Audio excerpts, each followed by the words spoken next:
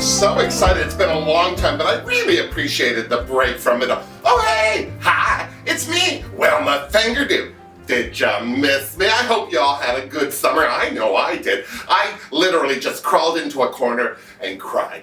Here I am. We've got All-Stars 4 and a little amuse-bouche for the holidays. It's the Holi-slay Spectacular, the first RuPaul's Drag Race Queen of Christmas. So, with all that said, you can tell we've got a lot to cover, so let's get to it. Jorge, drink me!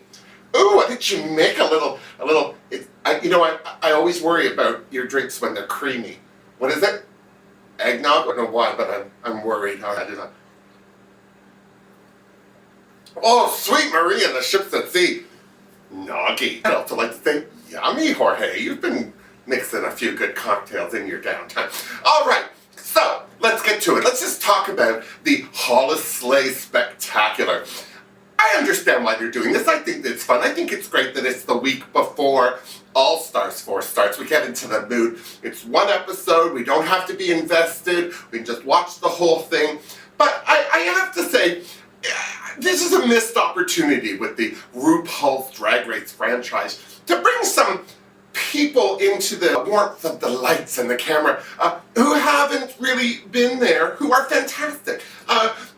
No offense to anyone in the cast, but Eureka O'Hara, bless her, twice now. You know, she got kicked off on season 9, came back season 10, bless her. But, you know, she's getting a little Shangela effort. Speaking of Shangela, right off of All-Stars 3, and every other episode of RuPaul's Drag Race, she pops out of something. I'm afraid to open boxes anymore now, in case Shangela pops out of it. Not that that'd be the worst thing, but still, you gotta be prepared is what I'm saying. Speaking of All-Stars 3, Trixie Mattel, the winner's coming back. And I like Trixie, I think she's alright. That said, I feel like the Christmas Holi-slay Spectacular may be RuPaul's Drag Race's unofficial apology to Shangela for more or less setting her up to never win anything on RuPaul's Drag Race, especially after that group vote debacle of season 3. I'm so serious. So here's to Shangela. Maybe she'll win. I don't know, but hallelujah. Ice cream. Oh, okay. All right. So, one girl that I am excited to see, even though she's a recent competitor, Kimchi. The reason is she's so talented, she's so artistic, but she was also very new to a couple of things on RuPaul's Drag Race, like, you know, walking and talking at the same time, dancing and lip-syncing at the same. Basically, she's the only girl to fall like a sack of potatoes at the drop of a hat her whole season. I think she's fell 4 times, God bless her.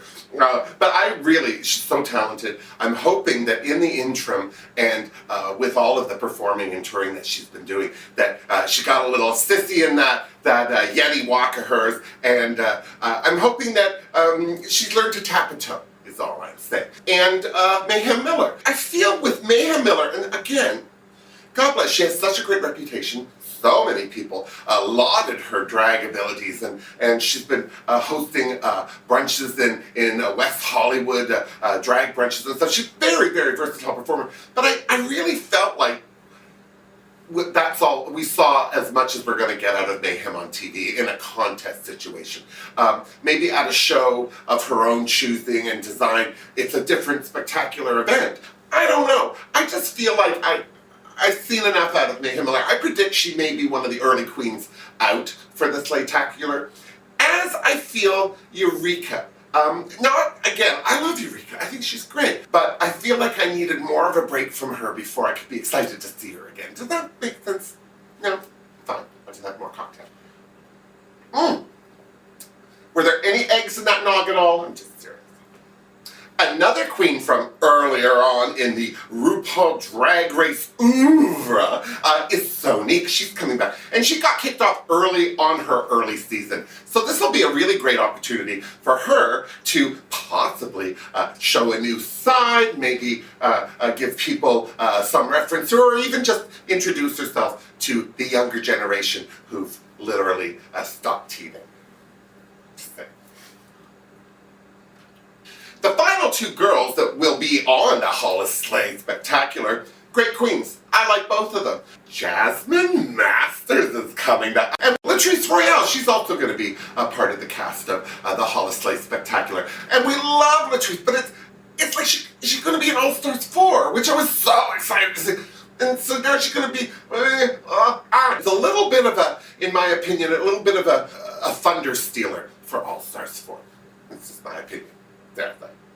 Either way, no matter how you slice it, it's a great added holiday bonus to get us into the RuPaul Drag Race Season 4 All-Stars mood. So, whether you watch it or not, whether you care who wins or not, all I can say is make sure you've got some spicy nog and maybe some roasted nuts, I don't know what you like, and bunker down and watch the Spectacular on December 7th, a week before All Stars 4.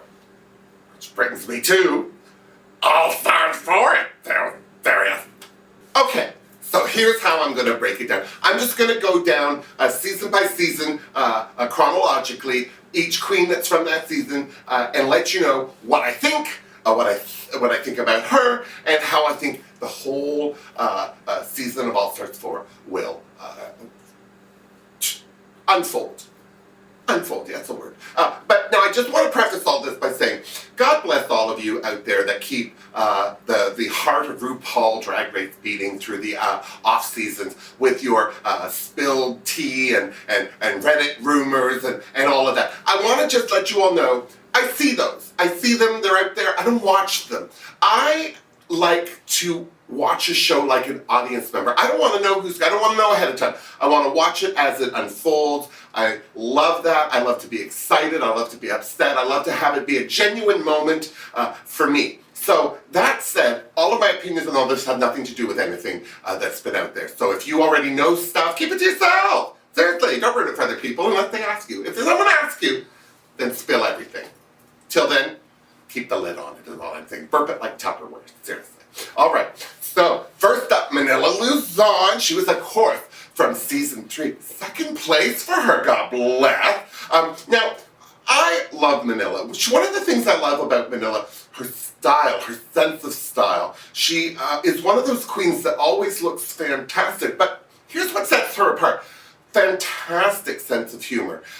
This is evident in almost every costume, even the gorgeous, like, drop-dead fashion ones. There's just a little something about her that's just a little funny, a little quirky, like the joke's there, but it's not the main thing. And I love that about her. She's very smart, she's very funny, very talented queen, and I'm excited to see her come back. Now, keep this in mind, she was also in All Stars 1. This was the debacle where everyone was teamed up. So it was her and Latrice Royale, who's also coming back, I'm just saying. And the only good thing about Latrice and Manila getting kicked off was their fabulous song, The Chop. I love it. It's an alarm on my phone still. I just love it so much.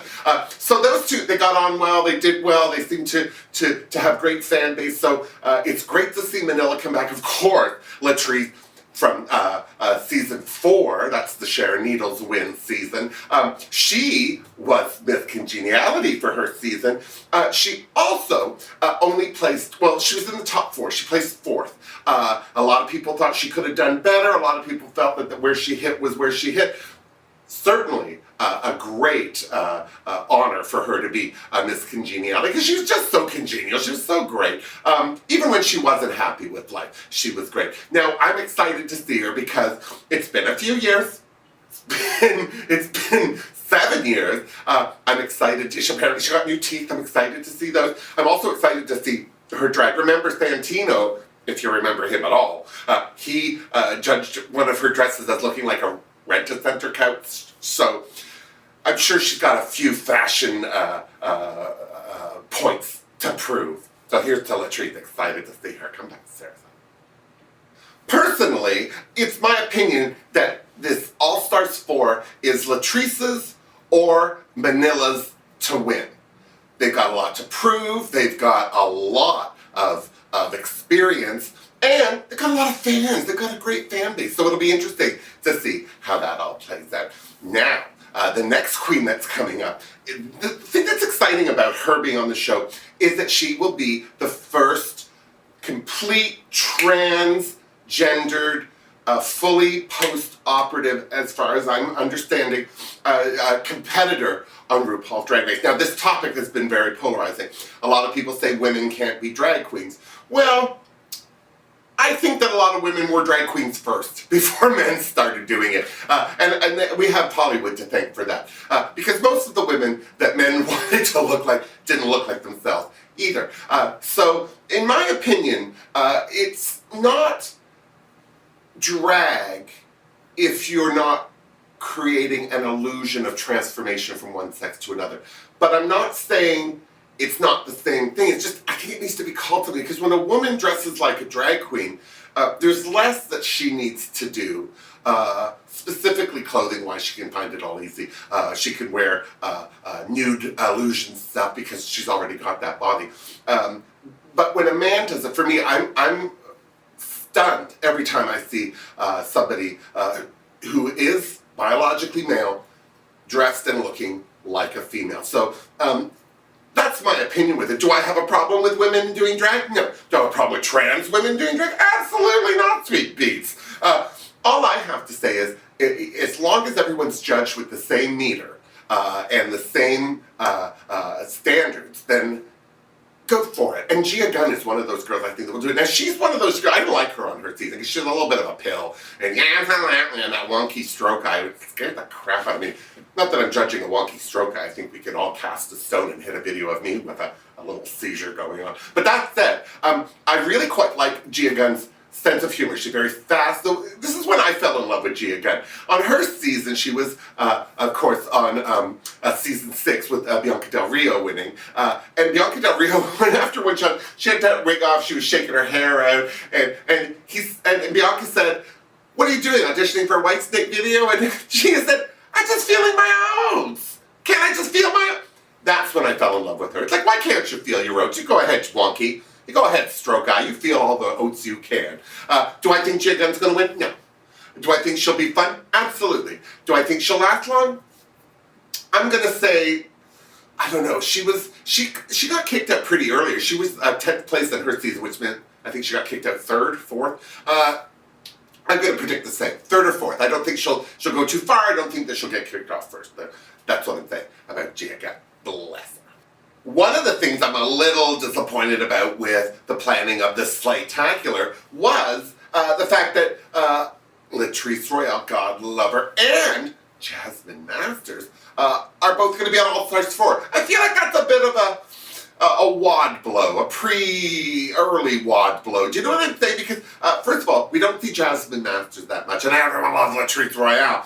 But to see them compete after the Holi-slay Spectacular might be a bit of a letdown. I don't know, it depends. Maybe they don't do well on the Holi-slay Spectacular, or maybe they don't do well on all that. I don't know. But it just seems to me that it was a missed opportunity for maybe 2 other queens who weren't going in. But then, you know, good gosh, so many of those queens, they don't talk to each other, they're busy, they're famous, or they've basically burned every bridge connecting them to World of Wonder and RuPaul's Drag Race. I'm just saying. Would I want to see another Fifi O'Hara moment? No. Do I want to see Jasmine Masters and Latrice Royale? Yes. Will I watch both? Absolutely. Jasmine Masters. She was part of the Old Lady Brigade. Do you remember the 3 of them just didn't have time for Violet, Pearl, or any of them. They were just whatever. Well, the one thing about Jasmine Masters, I love her drag. I love how she looks. I love her energy, her personality. She's always got something to say, popular or not, and she's not afraid to say it, which I also like. But I was disappointed with her on her season because she kind of gave up. She had the beard challenge, she wore that gorgeous dress, but she just painted dark on her face opposed to putting a proper beard on. And I don't know what the problem was. I don't care what the problem was, but I wish she had made more of an effort because I quite liked her as a queen. Speaking of efforts, made a huge one with YouTube, though. Since leaving RuPaul's Drag Race, she has been busy, basically just sharing any opinion. She's in the car, she walks out, whoop, the phone comes out, she shares an opinion. Hilarious every time. If you haven't watched any of them, I highly recommend you do. Now, do I think that Jasmine will do well on All Stars 4? Well, it's interesting because she was kicked out 12th, like third in, I think, third, fourth in, I don't know, on her season. I don't feel she was there long enough to really make a big splash. I'm hoping that when we see her on All Stars 4, she does better. I'd like to see her make top 5, 4, around there. One thing I do want to say is, though, with the promo for season 4 All Stars, Jasmine in that white outfit she looked like RuPaul. Every time they cut to a picture, I'm like, is that RuPaul? Look at her. It just, God bless her. I mean, right away, how can you hate that? I certainly don't. Which brings us to season 8 and Naomi Smalls. I'm so excited to see her come back. Only because I feel like on her season, she kind of was in the middle for the first half and then she stepped it up and everyone took notice. Well, I'm excited to see her in a competition where she is making everyone take notice from day one. Also, some of the personalities in this lineup, it'll be interesting to see how she does, because one of the things that she proved to us where Derek Barry was concerned is that she's not going to back down from a fight, regardless of how she feels after. But that said, she's funny, she's gorgeous, she's had work done, who hasn't? And I'm excited to see her. I'm hoping that she does very well. Of course, she was in the top 3 for her season. I expect the same from her this year. I think that she'll definitely be in the top 5. Now, that said, we now move on to season 9. Now, what's interesting about the season 9 contestant is that there's 3 of them. No other season. Well, that's not true. Season 10 there's a couple too. But seriously, 3 girls from season 9. And the first one, Trinity Taylor. Now, I'm excited to see Trinity Taylor back and her truck. I didn't think I would like. I remember watching her promo for season 9 and thinking, oh, she seems bitchy, she seems above it all, she seems like Kimora Black. But that said, she was so funny. She surprised everybody. She did some great work. Her nun was funny. Her starfish was funny. The character shaped as a starfish was funny. She was very good. The 90210 stuff. She did a great job. So I'm expecting a lot from her. Trinity, of course, 3rd place in her season. So I'm expecting nothing less than top 5 with her. Valentina. Oh, God. Nobody's been more polarizing on RuPaul's Drag Race than season 9 Miss Congeniality winner and Valentina. And let's just point out, Miss Congeniality up until that point was voted on by the fans, so it really was a fan favorite. Now, if you go to any competition, Miss Congeniality is usually voted on by the girls competing because it's somebody who helped everyone who's congenial, la la la. Valentina's win at the reunion, it was just ugly, and God bless, I love Valentina because I don't know her. And I think she looks great. I loved her personality on the show for the confessionals and stuff like that, but I'm never going to have her in my house. I'm never going to tour with her, so I don't need to worry about whether I think she's a nice person or not. Jorge, it fell off. It's too heavy. I don't like wearing earrings. I'm like door knockers. Sweet beats. It's my moose hands. Not knuckles, moose hands. Is all right? I'm all right? Both in the face. All right. What were we talking about? Oh, Valentina. Now, here's the thing. That whole face mask lip sync thing, if she hadn't had that face on, would she have beaten Nina Bonina Brown? Yes. I think we were all done with Nina Bonina. No offense. I really like Nina. I want to say this. I love Nina Bonina Brown on season 9. But she had enough, and everyone else had too. But Valentina, of course, shot herself in the face by wearing that mask that kicked her out. So, Valentina's got a lot to prove. RuPaul said that she thought that Valentina was going to win it all but said she could have won it all. So, All Stars 4 is something for her to prove. We'll see. If she's lucky, she won't be in the bottom to lip sync. If she is, she'll memorize her words this time, because really, seriously, lesson learned. Do I think Valentina will be in the top 5? I absolutely do. I think she wants it more than anybody else. I think she got a lot to prove, and as I said, this is her season to win. Here's to you, Valentina. Crazy. Finally, from season 9, it's Christina, it's Pheromone. Pheromone is gonna be there. And the one thing that's great, because quite frankly, and no offense to Farrah, she ain't winning. Did I just lose another earring? I blame you, Jorge. See, they're so heavy, even the backings won't hold them up. Son of a buggy card. Maybe I should stop shaking. Am I shaking my head too much? I'm like Katharine Hepburn on a good day. What was I talking about? Oh, Pheromone. Oh, the whole reunion thing where she just cut Valentina down. And, the thing I find funny about all these girls is,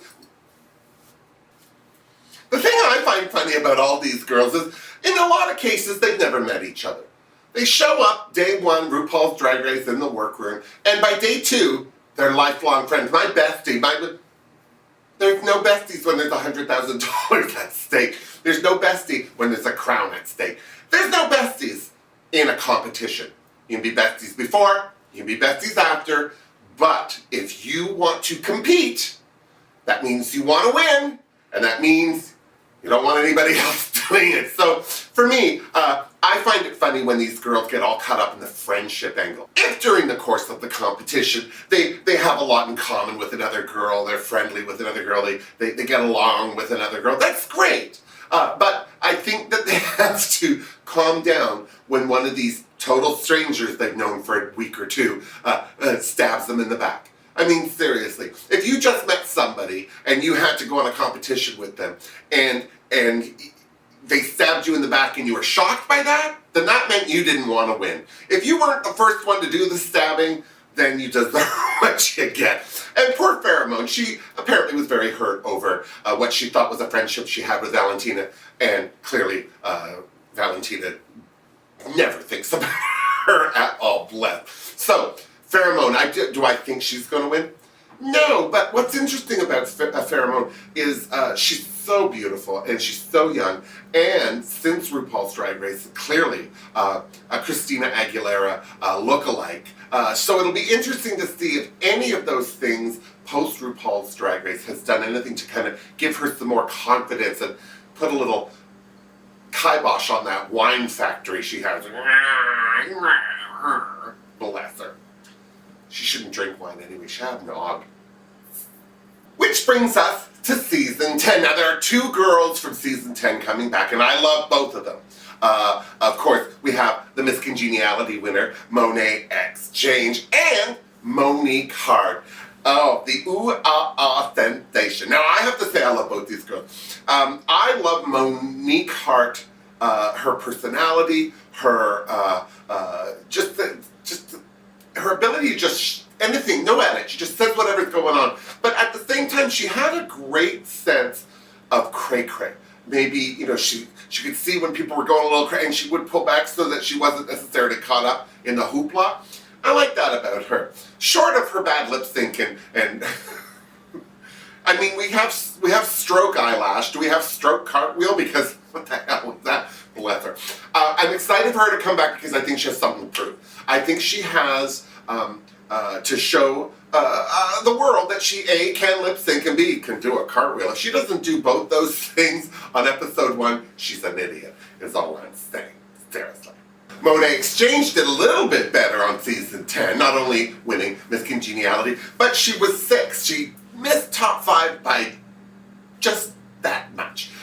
So it'll be interesting to see how she did. I think the worst thing that anyone said about Monet Exchange was how much she reminded them of Bob the Drag Queen. And a lot of people felt that she couldn't win. They set her up not to win only because they couldn't have 2 Bob the Drag Queens win in a row. I don't think anyone at World of Wonder thinks that way. Or maybe they do. I don't know. I'm drunk. But of course, Monet Exchange was judged on her wardrobe, as was Bob. A little ratchet, a little unfinished. Some of her wigs weren't great. She, of course, was the queen of the pussycat wig. Bless her. So, I think one thing that should be expected from Monet Exchange, better wigs, bigger wigs, and nicer outfits. If that all happens, I think that Monet Exchange has a chance to win it all. I think she's definitely going to be top 5. I feel that this whole thing will come down. My prediction, top 3, here it is. Manila, Latrice, and Valentina. I think that Valentina is going to show a lot of these girls up. But I also think that this is Manila's to win because I think she's capable of doing it. But Latrice is so popular, as is Valentina. I really do think it's down to those girls. If I were going to pick a winner, I would like Manila to win. Only because I feel she really deserves it. She's one of those queens, very quietly, been working away, doing her thing, producing her albums. She's great on the Twitter and the interwebs. I really enjoy her. I also enjoy Latrice. I really do. Do I think that Latrice deserves to win? Absolutely. It's not about deserving, though. It's about who wants it the most. So hopefully, I think that we're going to have a great All-Stars 4. I'm hoping that we're surprised. I would like to say I'm hoping to be proven wrong. I mean, I don't want to say, but I predicted Sasha Velour was going to win. I predicted Bianca Del Rio was going to win. I predicted Sharon Needles was going to win. I have a good score on picking winners. If I'm wrong, that's okay, because I still enjoy watching, as should you. So don't forget, RuPaul's Drag Race All-Stars 4 hits the airwaves December 14th. It's a Friday, so set your PVR, contact your local cable provider if you don't already have access to RuPaul's Drag Race, and tune in. And then once you're done, you come on back and see me at the Fingerdoo review, and you and I'll compare notes. Till next time, miss me! Mwah! Oh, seriously, Jorge, I can hardly wait. Who'd have thought all?